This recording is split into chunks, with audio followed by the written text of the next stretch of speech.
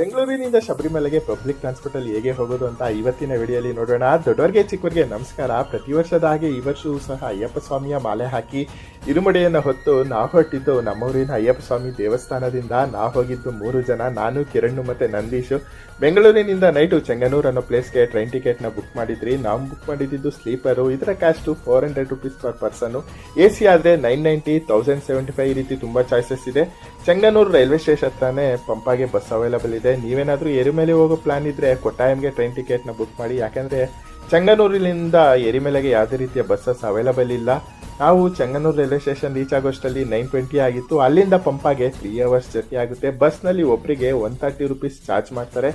Next ಏನಾಯಿತು ಅಂತ next ವಿಡಿಯೋಲಿ ಹೇಳ್ತೀನಿ. ಅಲ್ಲಿವರೆಗೂ ನೀವಿನ್ನ ನನ್ನ ಪೇಜ್ನ ಫಾಲೋ ಮಾಡಿಲ್ಲ ಅಂದರೆ ಫಾಲೋ ಮಾಡ್ಬಿಡಿ. ಹಾಗೆಯೇ ಈ ಒಂದು ವಿಡಿಯೋ ನಿಮಗೆ ಇಷ್ಟ ಆಗಿದ್ರೆ ಲೈಕ್ ಮಾಡಿ.